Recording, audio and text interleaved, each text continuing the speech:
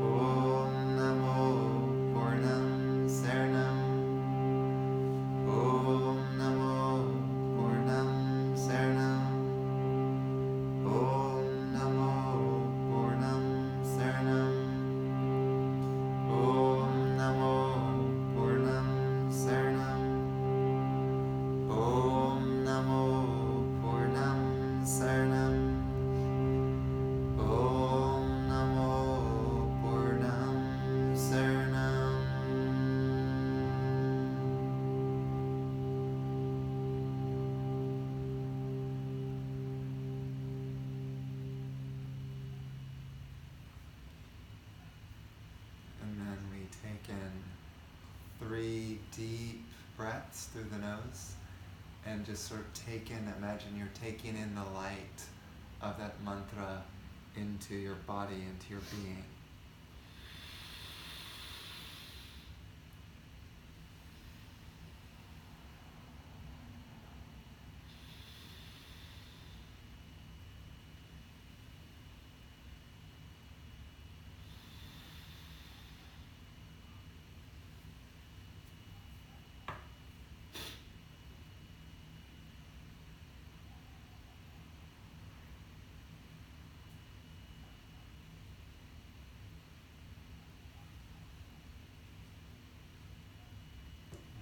Just imagine that your heart is opening, your heart space is becoming open to feeling the energy.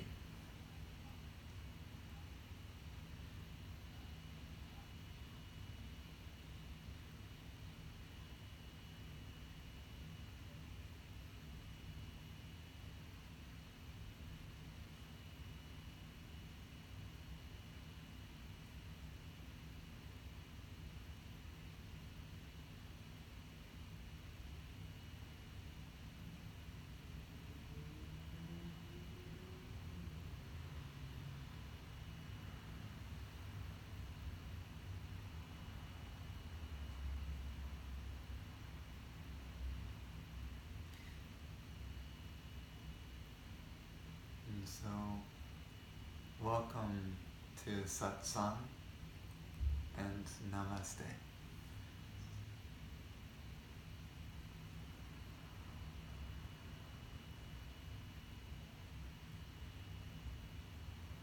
I was asking Satya today what made these gatherings unique. What makes these gatherings special? What's the niche, so to speak? What's the niche? Your tea, I'm sorry. What's the niche? What's special about satsang? And she said, immediately she said, definitely the energy. And I said, the problem is that it doesn't seem like everyone is quite able to tune in to the energy, to actually feel the presence which is being invoked in such a space. And so I felt like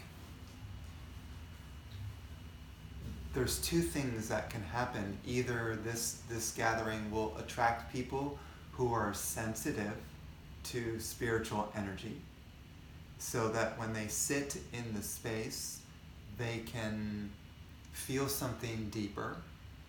That's a sensitivity, because if you get that, then this just won't be some sort of talk or positive thinking course. You know, it won't just be that, because there's tons of positive thinking courses. There's so many courses you can. What's that? It's genetic. Genetic, yeah. Yeah, I mean, and I think that if you're born into a spiritual family, and you're brought up with the energy, you're also likely to become more sensitive as well. You're very fortunate if you're born into a spiritual family. It's kind of like very, very good karma. And and then the second person is the one that comes into the gathering and hears me speak about something, some sort of energetic presence, or power or grace or whatever, and says, well, I don't feel anything, but I believe it's possible. I believe that it's real. I believe what he's talking about actually works. And so I'm going to keep trying it over and over and over again until it clicks. And so you might continue to go to gathering after gathering after gathering, and maybe after something like the 10th, 12th, 50th gathering, suddenly there's a spark inside you, and then it lights up your fire. And when I mean it lights up your fire, it's kind of like your energetic system could be asleep, and it's not necessarily open. It's like it's sleeping. It's like the energy is sleeping. And then being in the presence enough, it's like you're blowing the coals of the fire. You've seen coals, and how if you take a bellows and you just keep blowing at the coals, it can light up into actually a big fire. That is what this gathering can do. You keep this is like the bellows. You keep blowing at the spiritual fire, and one day it just lights up, and you feel something, and you go, it does exist. The energy is real. And when you really, really feel it, then you will have a very powerful reason to come back. You won't have to just believe or trust that something's happening. You know that it is real. And so I don't know how many people are in the latter group that will come consistently even if they don't feel the energy. I knew one guy, I don't know if you remember Igor. Oh, right. Yeah, Igor came time after time after time after time. And he would always come and he would say, I don't feel any energy, but I like it. Somehow I think it's uplifting, I think it's positive, I like it. And so, and at some point towards the end, I think something clicked with him. And he felt a shift or a change that was really powerful. And that changed his way of looking at satsang. So it just wasn't a gathering in which you come to feel inspired and happier or whatever. So much more than that. And, as also Satya often says, is the energy is cumulative. So it builds in your system, especially if you take the mantra or the breathing practice or the visualization or the guided meditation, and you use it consistently every day to keep the fire stoked. That's the best way to do it. If you want to make the most of these gatherings, to practice on your own, even if it's only 10 minutes a day, to just put it on your calendar, and I'm saying I'm going to do this no matter how busy I am. And then when you come here, you will be far more likely to experience more profound states of consciousness and being, deeper meditations, and these gatherings will be much more fulfilling. So that's my advice. You can take it or leave it, but it only comes from my personal experience and my interviews with people who have been longtime seekers. Now, if you want to discover enlightenment, which some people come here for. Who knows really what enlightenment is? We really can't define it, but it sounds cool. Sounds cool. So enlightenment. Oh, Buddha was enlightened. Oh, Christ was enlightened. Oh, Muhammad was enlightened. Oh, Krishna, Ram, all these sort of different saints. They were illumined, enlightened beings, and when you were around them, you felt their presence, their peace, their love, their joy. Right? So you look at these beings with great reverence and you say, those are the enlightened ones. Those are the Buddhas. So we kind of worship them, or we connect with them, or we print out a picture of them and we light a candle to honor them. So if you want to achieve enlightenment, now that requires you to dedicate your life to this. It requires you to ultimately align everything in your life to resonate with the light. And that means your actions, that means your vocal, your speech, as well as your mind and emotions. And so it becomes an ongoing process every single day, in every single circumstance, even when you're at work and you're having a stressful day. I mean, it's like the way to enlightenment. You don't just say, well, I quit my job. I can't handle this. It's too stressful, and I can't get enlightened in this job. Which actually I've heard a lot of people might say, I've even thought that myself. That my job is too stressful. I cannot become enlightened in this. This is not spiritual oriented. I'm going to quit.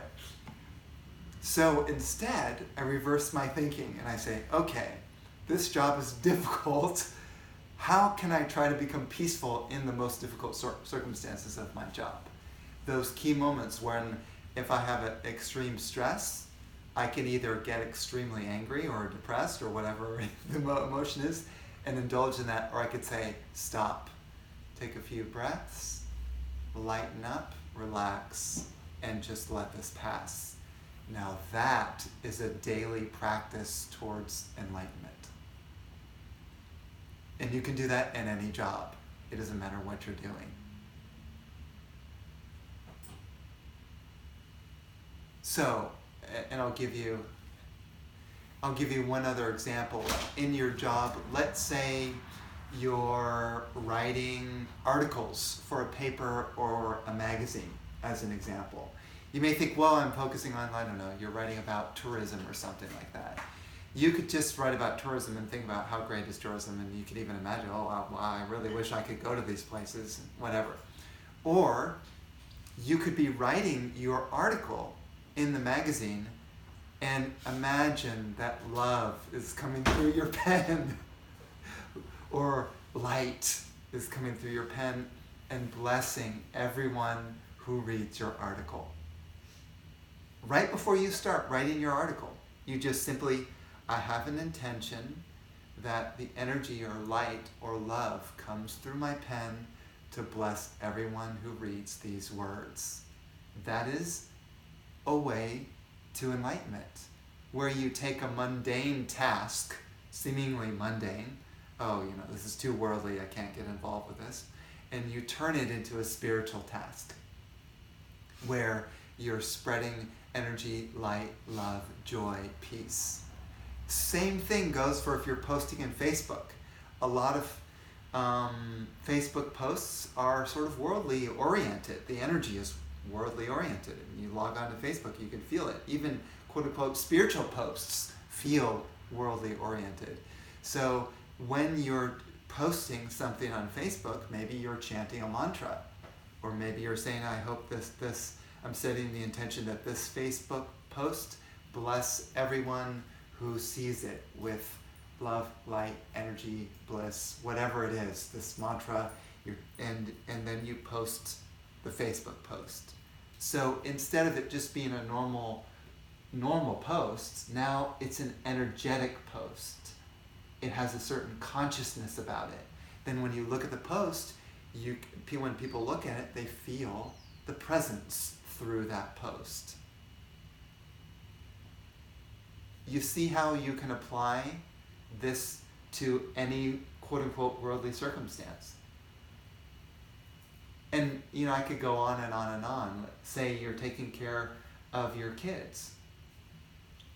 You know how Mother Mary takes care of Jesus, holds her and loves her, and, treats him like, let's just say, my divine baby, as an example. Oh, this is my divine baby. And you could say, by the way, you could say Yashoda was the mother of Krishna, and Yashoda is carrying Krishna and saying, this is my divine baby, and I'm putting all my love into this baby. You could look at your child as a divine child who represents an aspect of God. And so what can I do to fill this child with light?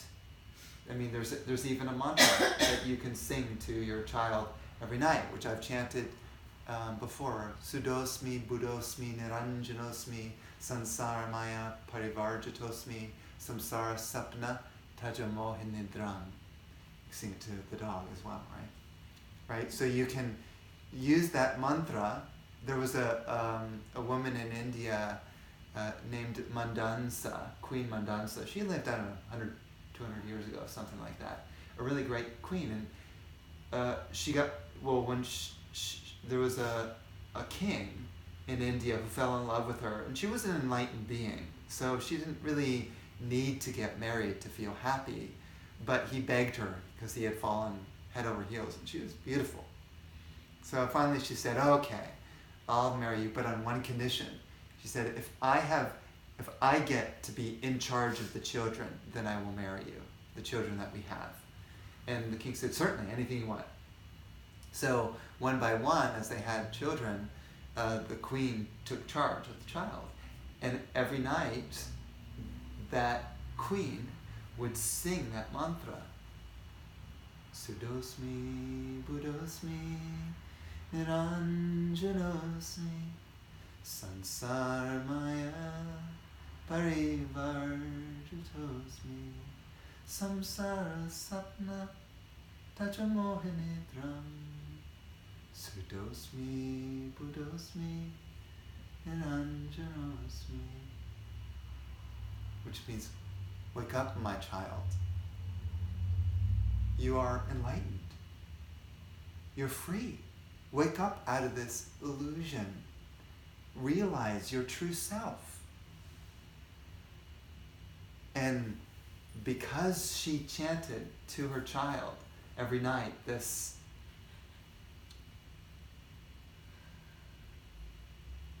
lullaby, one by one, those children became illumined, became free of ego, free of suffering. They became enlightened beings through her simple mantra, her simple song. So you could turn parenting into a divine task. Right? So I could go on and on and on about how to relate this to one's daily life. It doesn't necessarily have to be, you always have to be in satsang all day in order to achieve enlightenment. You try to bring the energy into all of your life, align everything. Now you are on the path to freedom, to liberation. So, tonight, the theme of the gathering is compassion. And in Sanskrit, in the ancient language of India, the word for compassion is karuna. Karuna. So we're going to invoke right now the energy of compassion through a mantra. And you don't have to memorize this, although I think you know it and I think you know it. And both of you, after a time, I think will learn it as well, because this is a common mantra. But it's Ya Devi Sarvabhuteshu Karuna Rupena Sanstita Namastasye Namastasye Namastasye Namo Namah. Who knows this one? Yeah. You knew it, because I think I sent it to you. And I think you know it, or at least partially. And She knows. you know it. And you guys have yet to know it.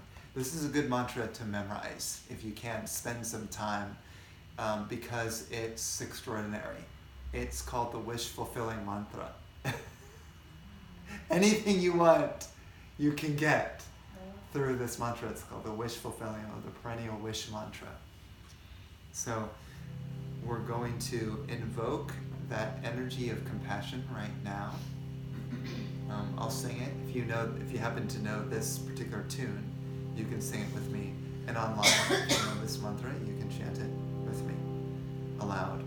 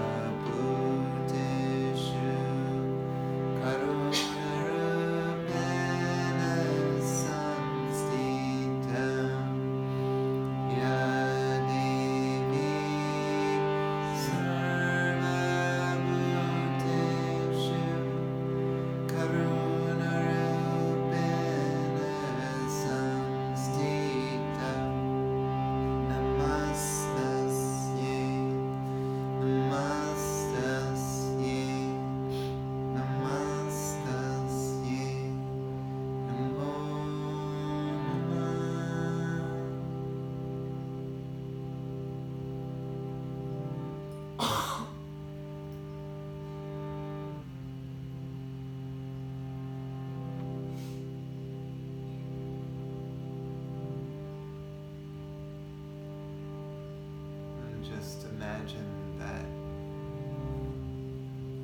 you're now breathing in light of the mantra.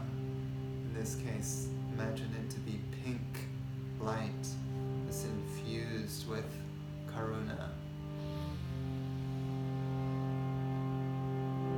Take that energy in and let it fill your heart. Soften your heart.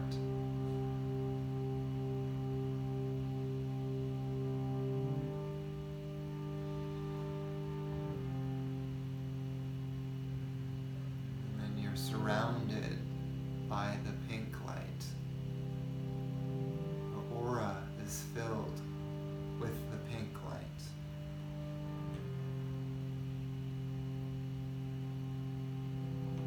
Softening your entire being.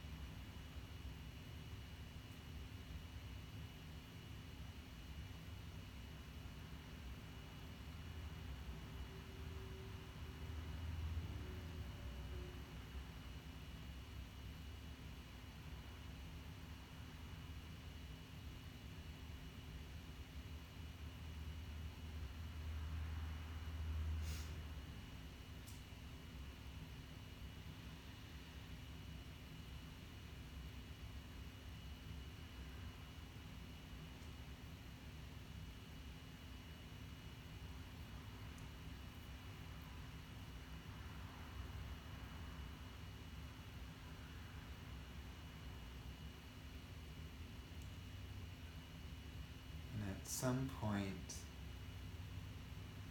that light, that pink light, you feel and see everywhere.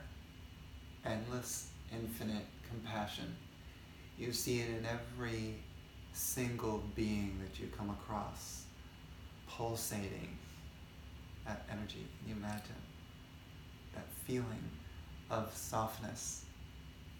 So you don't easily get mad at anyone anymore, because you just feel the love there and your heart opens.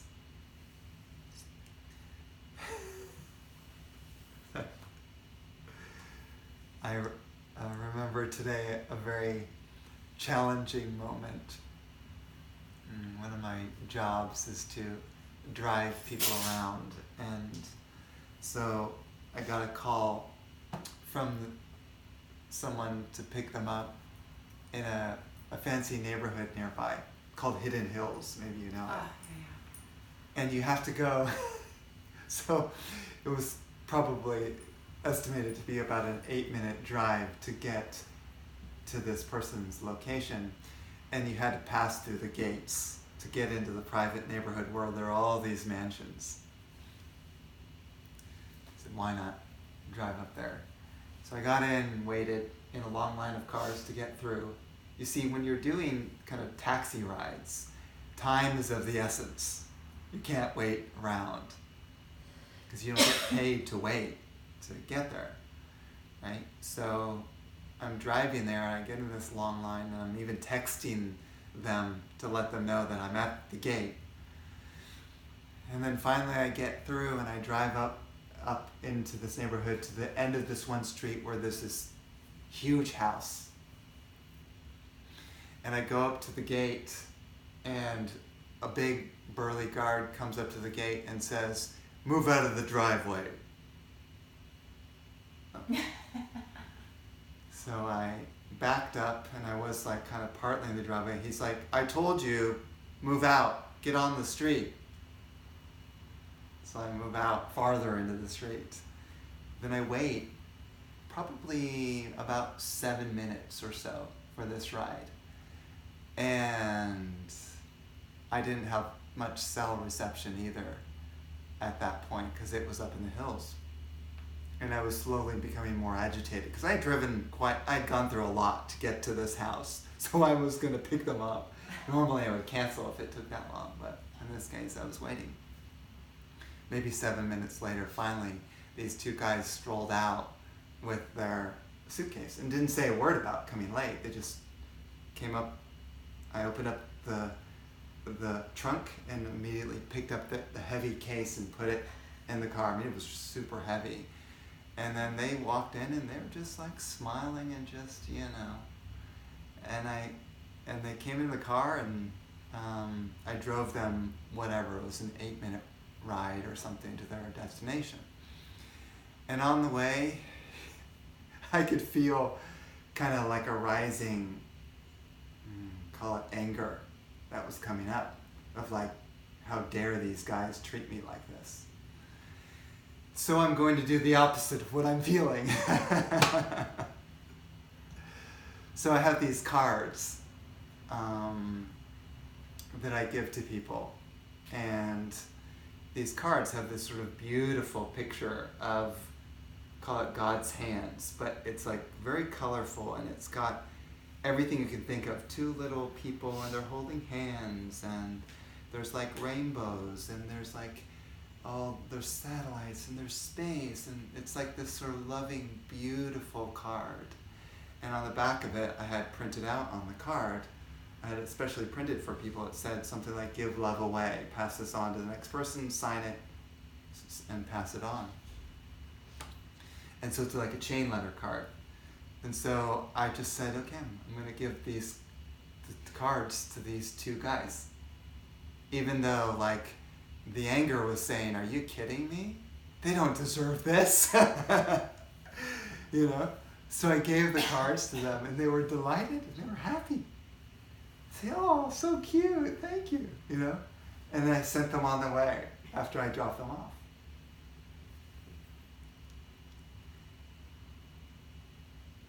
And that was a good example of what I call tapas. Tapas means going through fire. When someone disrespects you, so to speak, treats you in such a way where has no regard for your time, space, or whatever, and you're still kind to them, you still pass on the love, even if you yourself feel angry. And you say, you know what, this is a passing thing. I don't want to be angry. I'm going to sort of do the opposite of what my ego is telling me. And here you go, here's my card. Enjoy your day. And then went on.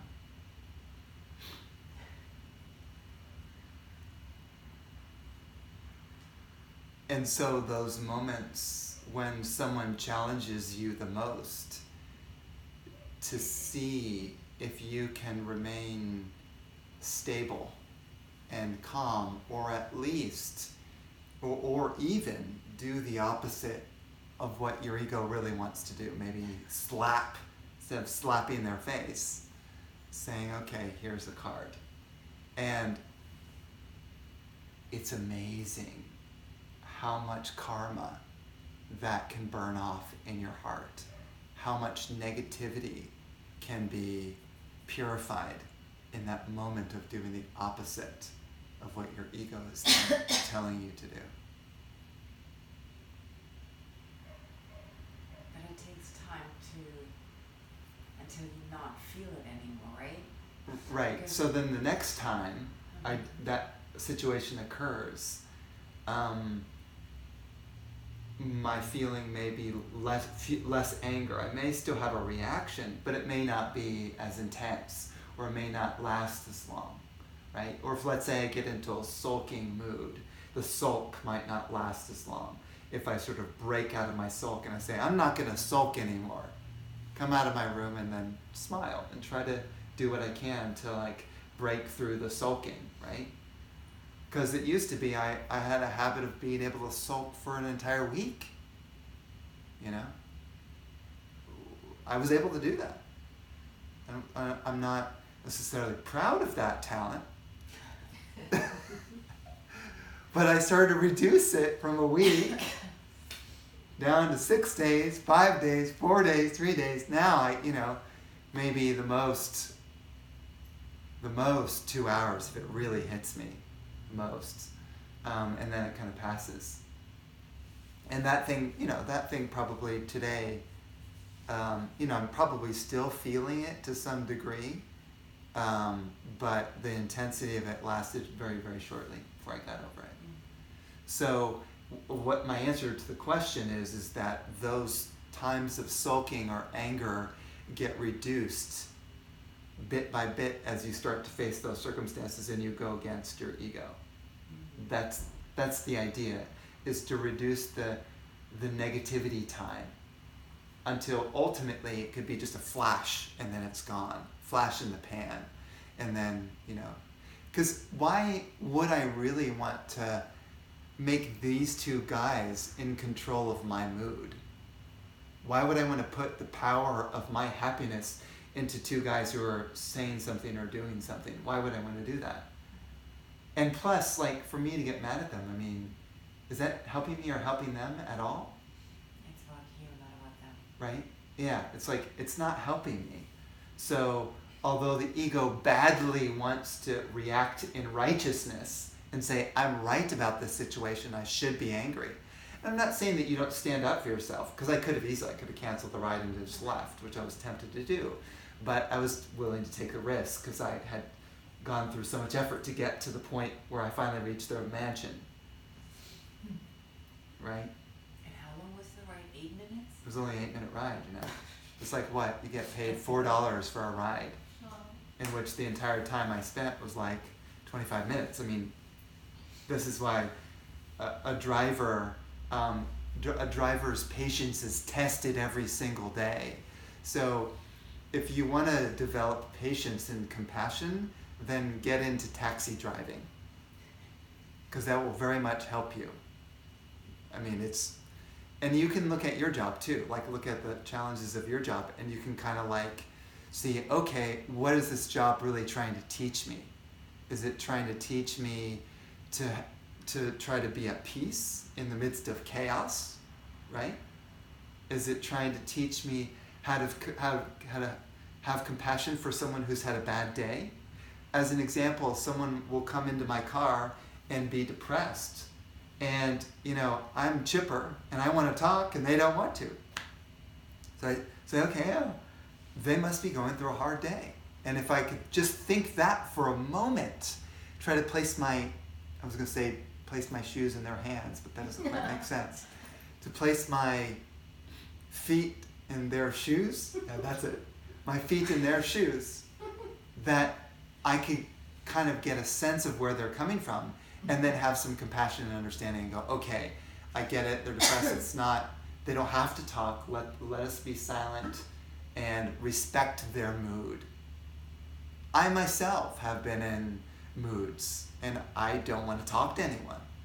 And so, do you see what I mean? And so it's like, I can go through that state. Someone tries to talk to me, don't talk to me. It's like respecting where the person is, instead of badgering them and telling them, but you got to talk because I'm in a good mood, so you should be in a good, why aren't you in a good mood? It's like you can start to really poke at the person. You don't realize, maybe you're not understanding where they're coming from. You have to have some sense of where the person's coming from so you can act, how should I say it, empathetically towards where they're at, not where you're at. You see what I mean? Right? Maybe a person just wants to sort of sit back in the corner and like not be bothered by anyone. You recognize that, let them have their space. You don't have to be chipper all the time. Yeah. Actually, what you were saying about taxi drivers, it's interesting. I actually have an example from my life. Yeah. I took a Uber or a taxi, I'm not sure, in New York, and so Orthodox Jewish guy was driving me to the airport, and he's like, I'm like, what's wrong? And he goes like, it's so stressful to be a taxi driver in New York. I'm like, oh, I understand. My next question, do you pray since you're Orthodox?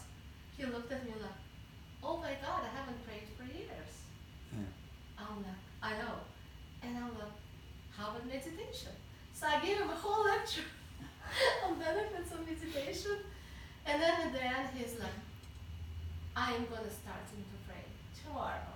You inspired me. I had an amazing way of thinking. Yeah, to pray. And I'm like, me, Yeah. like, Yeah. non-dimensional, like I'm not religious. I thought I really just got into Yeah. prayer. That was so funny. And He said he felt the energy Yeah. inspiring him when I was speaking. Yeah. he felt that energy because he used to pray regularly. Mm-hmm. So I asked him, what does it make you feel?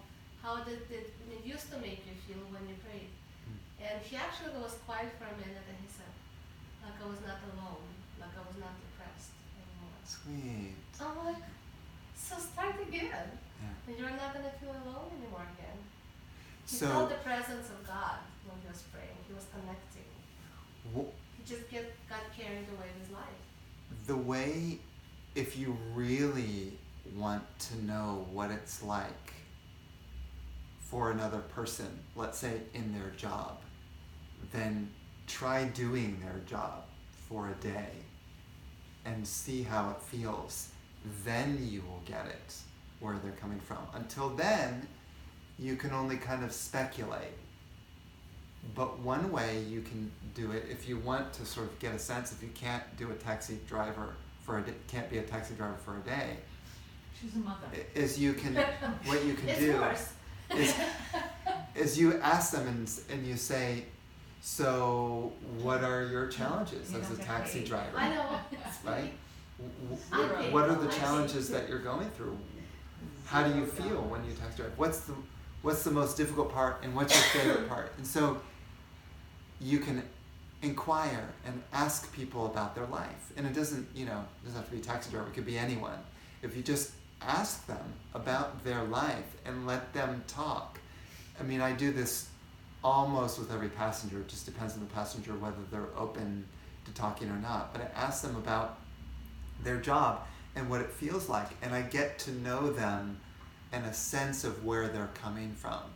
And it's really helpful for me to get to understand people in the quote-unquote real world. If I was in a spiritual bubble all day long, I don't know if I would really get to understand people truly and develop sort of the understanding or compassion that I have developed so far. But I've talked to so many people and asked them about their life, right? That's a way to develop compassion. And let them speak.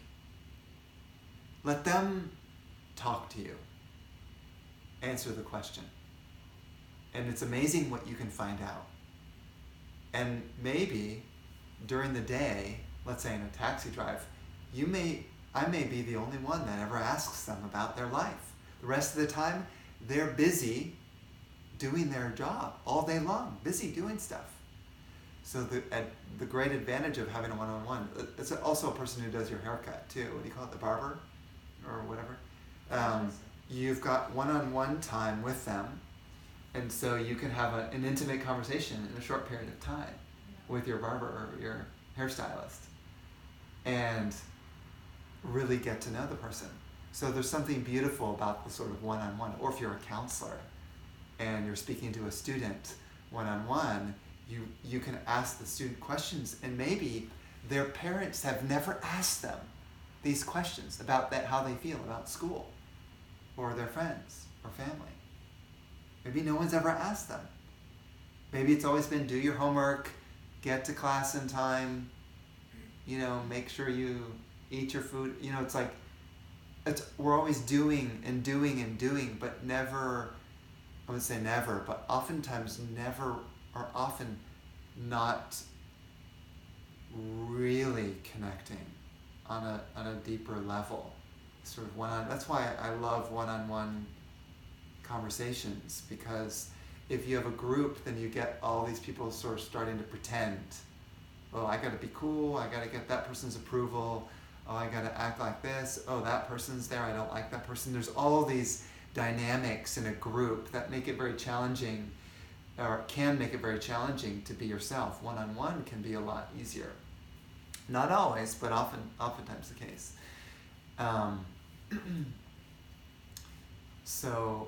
But thank you for sharing that. It's really sweet. Sweet. Yes, Yeah. Okay. So I would like to do a heart meditation, an awakening of the heart, the light in the heart. So in this case, it'd be helpful actually to sit up, to have more of a straight spine so that the energy can can flow. If you need to sit against the wall, you can too if it's more comfortable In for a you. second I get them. Yeah. So, and also at home, if you're able to sit up more, your meditation likely will be felt more powerfully, because what happens is generally meditative energy moves up the spine. But if you're sitting like this, then it's kind of like you're blocking your spine from the energy fully flowing upwards. So it wants to flow upwards, but you have to provide a pathway. And as the energy moves up, you can start to feel higher states of consciousness. You can feel more profound states of meditation. Because down here, if the energy is down here, it's more of earthly energy. And as the energy rises up your spine, it becomes more of an expansive and ultimately spiritual energy.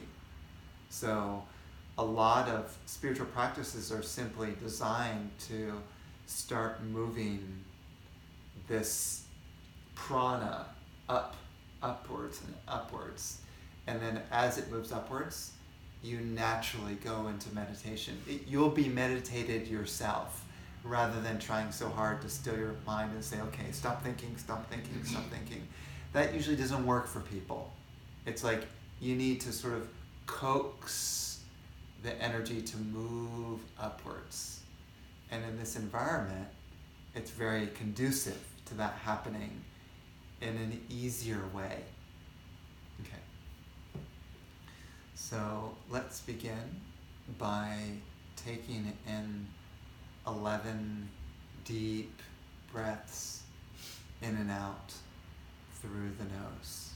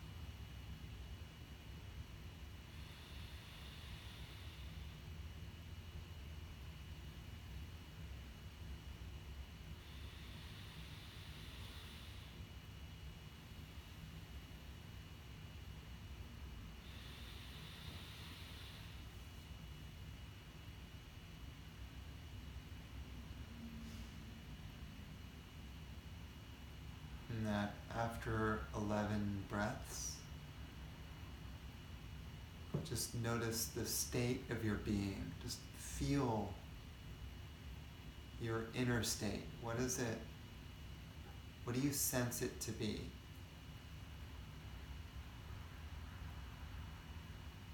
You might feel more peaceful or soft, relaxed, or buoyant.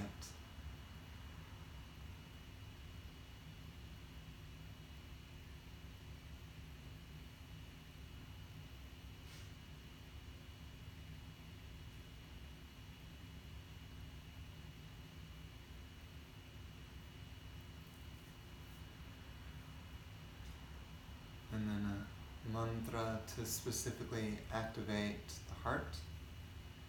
You place your right hand on your chest and you chant Om Hridayam Hridayam. We'll chant that 11 times. Om Hridayam Hridayam. Om Hridayam Hridayam. Om Hridayam Hridayam. Om Hridayam Hridayam. Om Hridayam Hridayam. Om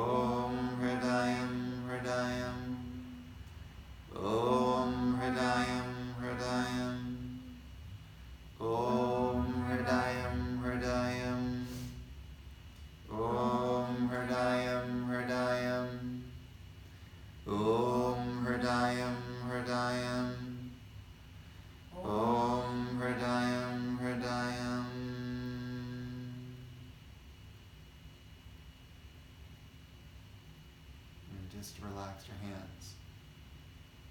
And try to tune into the feeling of that, call it energy medicine for the heart.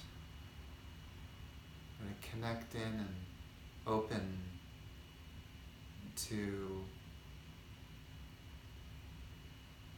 the subtleness of it.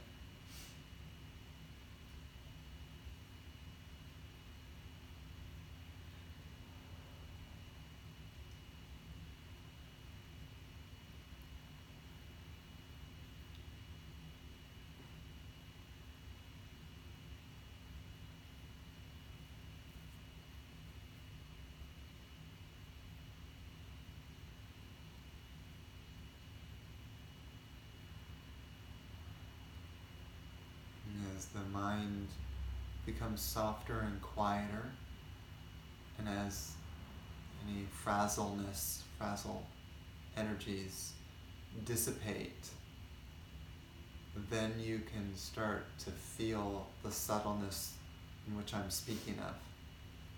If one is too caught in the anxieties of life, then subtle energy is very difficult to feel.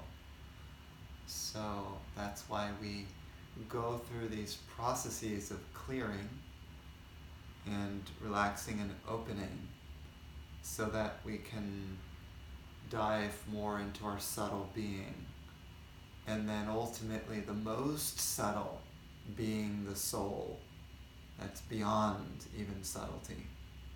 So it's kind of like we're bit by bit stilling our entire being until suddenly we merge with the stillness of the soul itself, which cannot be comprehended, it can't be known or felt, it just is.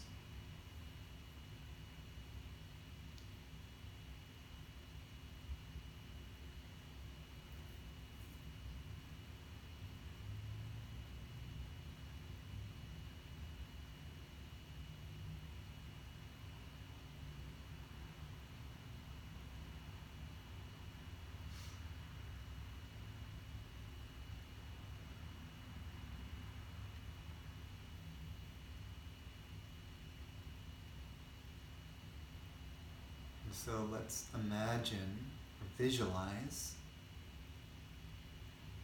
a bright white light in the center of the heart.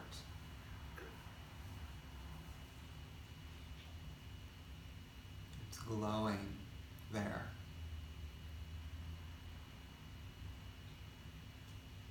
And becoming brighter and expanding in the chest.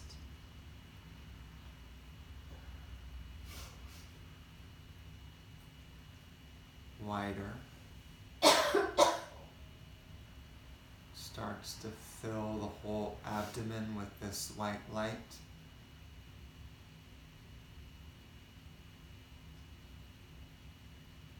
And then expands even larger to start to encompass and engulf the entire body with this brilliant white light. The whole body and aura becomes consumed in this brilliance. Just feel that brilliance. It's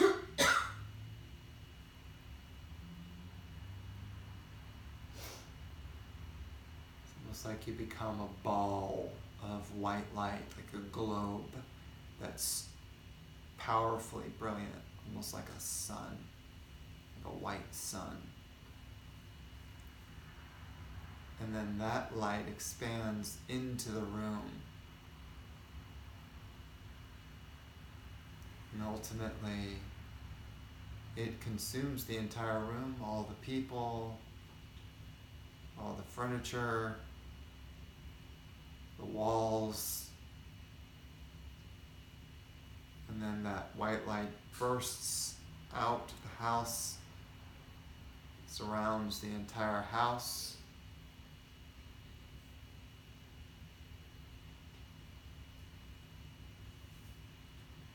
expands into the neighborhood, across the streets. That white light consumes everything as it continues to expand through the whole town, consuming all the trees, all the cars, all the homes, all the people.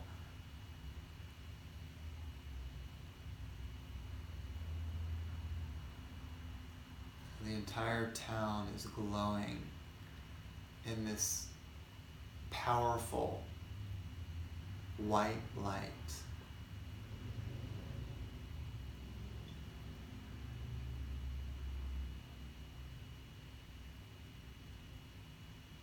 Spans across the city.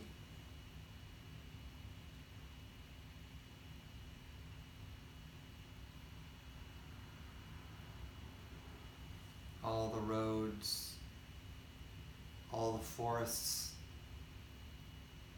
all the parks being consumed in this white light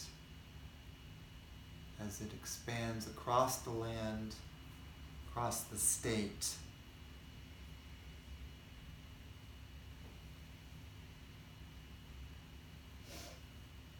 And like a white tidal wave spreads across the continent,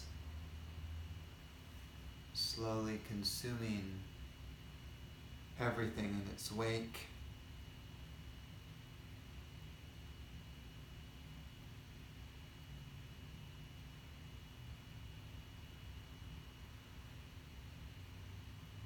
The light expands across the ocean, consuming the ocean.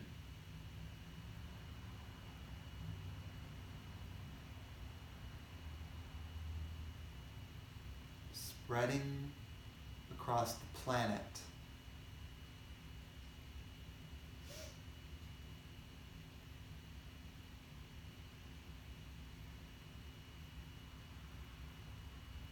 Until the entire Earth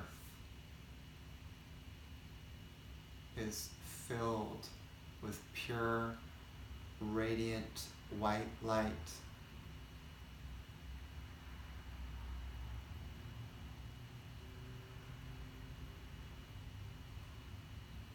All the way to the core of Mother Earth.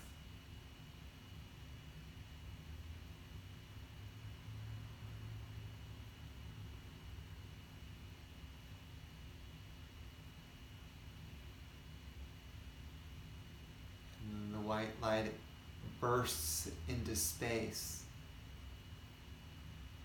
spreads across the solar system, consuming each of the planets and the sun.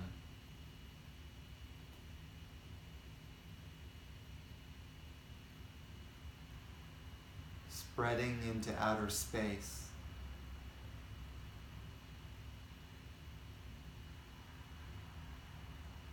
To the distant stars.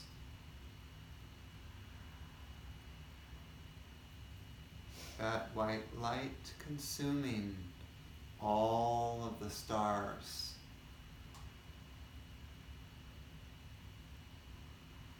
Spreading across the Milky Way galaxy.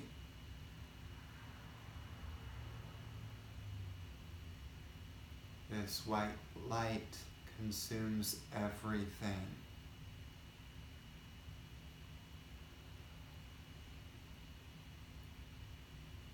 Expanding across the universe.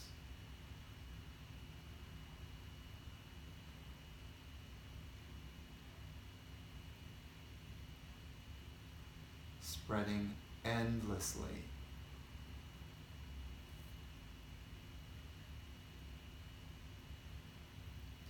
Until there is only one infinite white light.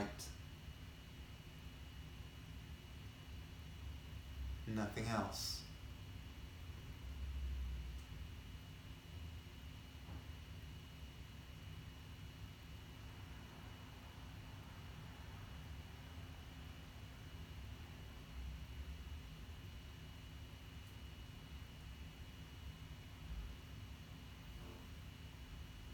everything is pure light.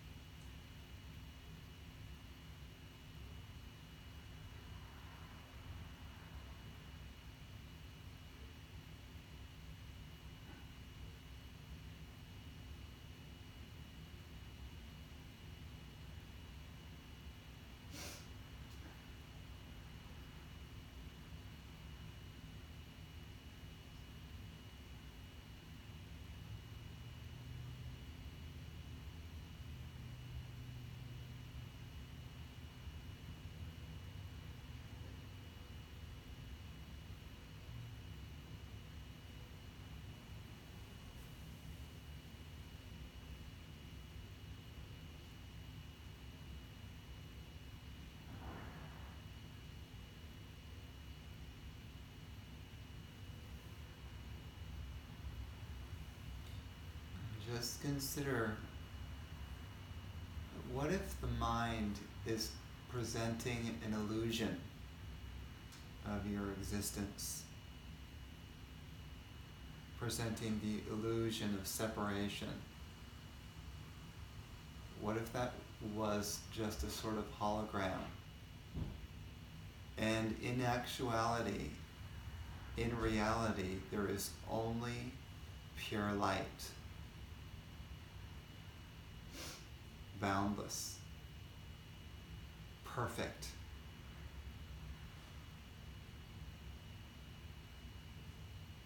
blissful.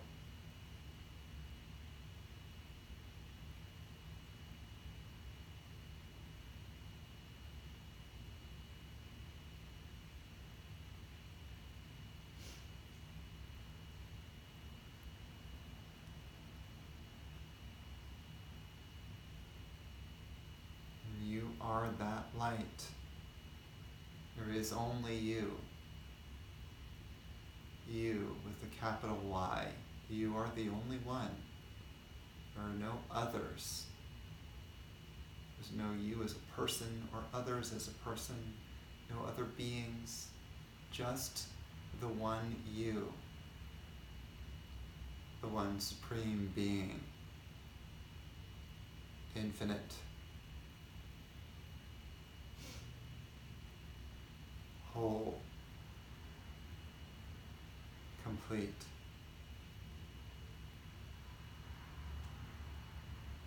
absolute, pure.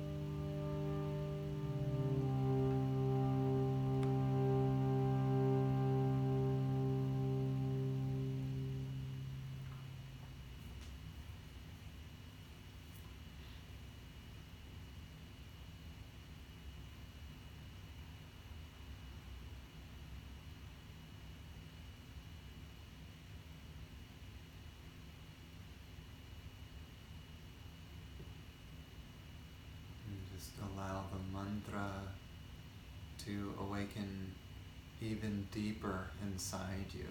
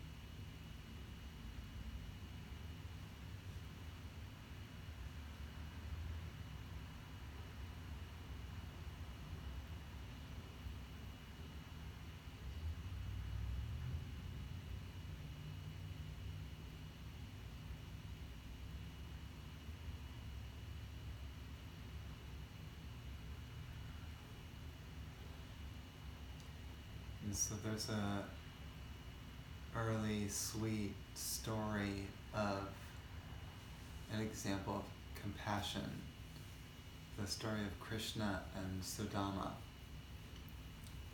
Perhaps you've heard this story before.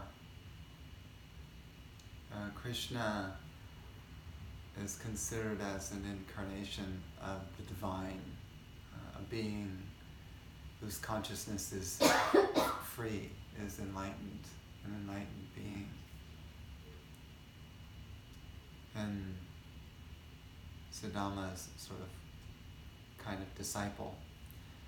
And the two of them, when they were young, went to school at a gurukul. It's like a school where they studied underneath the guru together, Krishna and Sudama. Krishna was the younger one. And so then one day, their guru sent them on a journey through the forest. And the wife of the guru made some chickpeas to give to them to share, to eat, if they got hungry in their journey through the forest. So Sudama took charge of those chickpeas and they set off. And towards evening, as they were traveling through the forest, these two young boys, they decided to relax underneath a tree and meditate. And so they both sat down, and Krishna went into meditation. Sudama tried, but all he could think of was how hungry he was. And oh, those chickpeas. And he thought, well, I'm so hungry, and I need to keep up my strength in order to lead my younger friend, Krishna. I need to keep my strength, so I need to eat the chickpeas. So he reasoned thus and began to one by one eat the chickpeas. And as he bit into a chickpea, you could hear the cracking sound because they were cold. You hear cracking of the chickpeas in his teeth. And Krishna says, "What's that sound, Baya?" Baya means brother. "What's that sound, Baya?" And Sudama said, "Oh, that's the sound of my teeth chattering because I'm cold." That was kind of a lie, half a lie. And also considered, at least in India, a sin to eat the food before a younger person. Yeah, so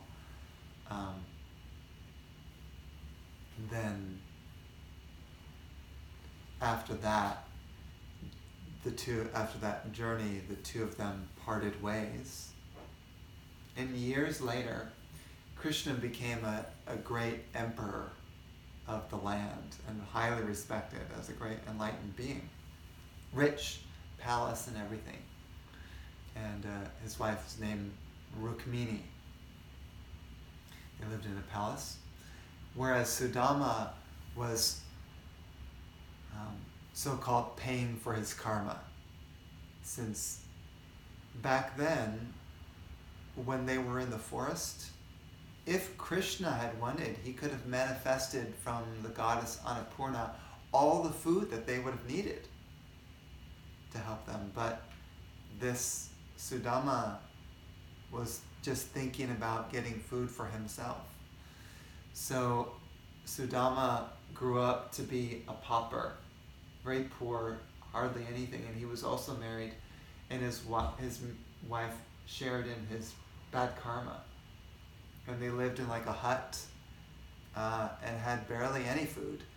And then one day, his wife said to him, "You know, Sudama, you need to go visit your friend Krishna, make up with him, and you know, because Sudama had felt guilty all these years for having deprived his young friend Krishna from the food. So he was also living in guilt. And so Sudama says, "Well, I can't go visit Krishna. That's embarrassing, what I did to him. I can't possibly go visit. Plus, he's now a great emperor, and I'm just a pauper. I have nothing. I have nothing to give him even." And his wife said, "Well, here." And she wrapped some rice in a bag, a sack, a little bag of rice, and gave it to Sudama. It says, "This is all we have, but you can offer it to your friend Krishna. Go to his palace and give this to him. And then let go of your guilt." You know, the wife was pretty much Sudama's guru at that point, you know, like really kind of guiding him. So Sudama says, "All right, I'll go." So he travels a long distance to get to the palace, and he gets to the palace doors and knocks on the front doors of the palace, and the guards are just sort of laughing at him, like, "Who is this guy? He's like skin and bones, and he's asking to see Krishna? Are you kidding me?"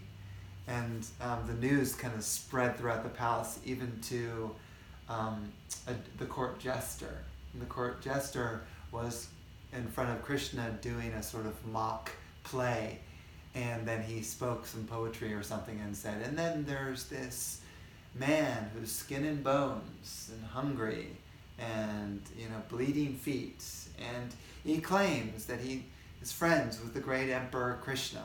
Ha ha ha ha." And Krishna's eyes widen and he says, "What? Is that true?"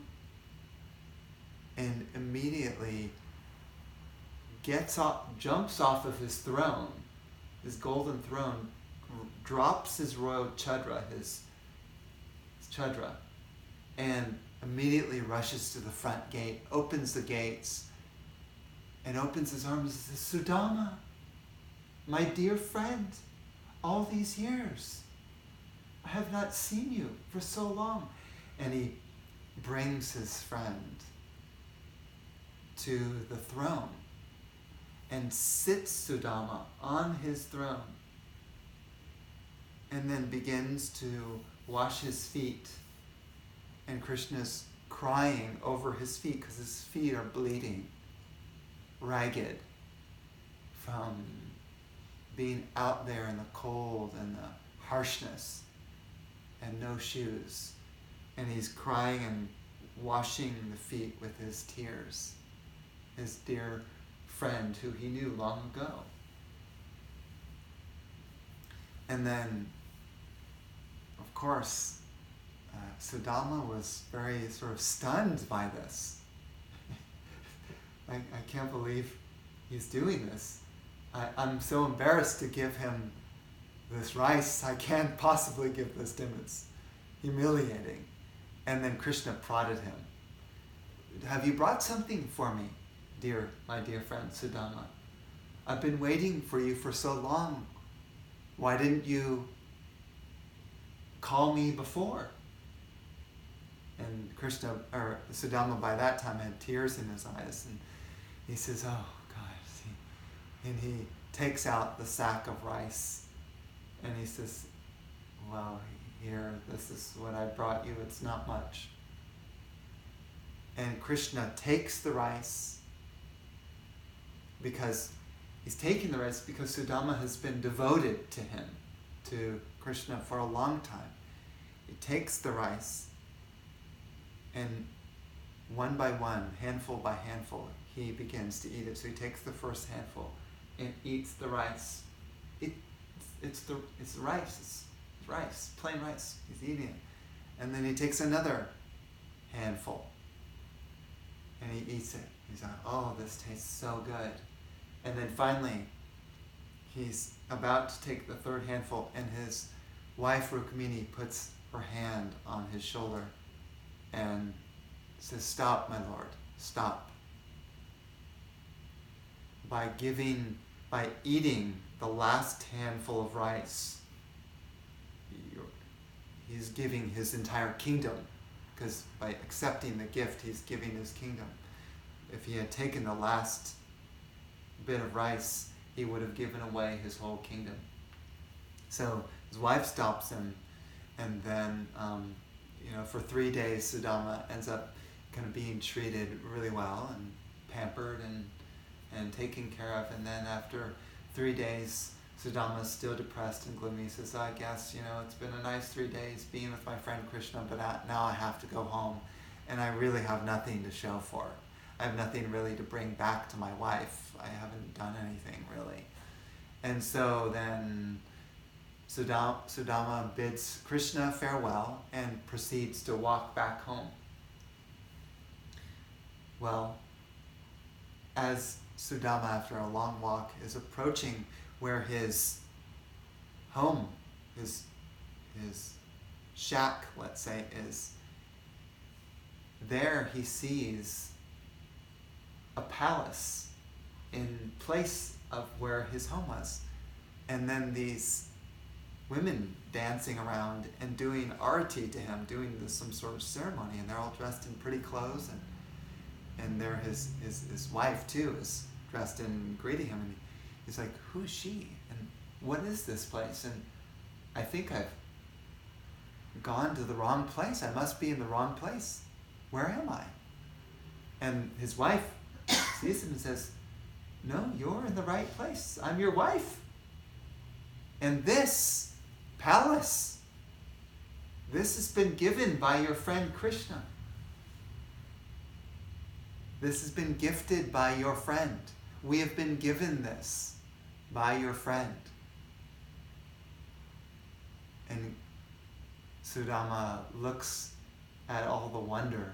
The whole place had been sort of transformed into a beautiful town and palace. And he looks back and he thinks about how he felt. He felt depressed and how he hadn't really achieved anything from his friend. And he realizes that Krishna had given him 2/3 of his kingdom after eating the rice. And that was the extent of the compassion and friendship that Krishna represented to Sudama, who had been still dwelling in negativity, thinking that he had gotten nothing really. And that was sort of the final straw where Sudama finally trusted that indeed Krishna is an incarnation of the divine. This has been like kind of the final proof that, and so his mind switched over and he became illuminated. He became enlightened through that action, through receiving that gift from Krishna.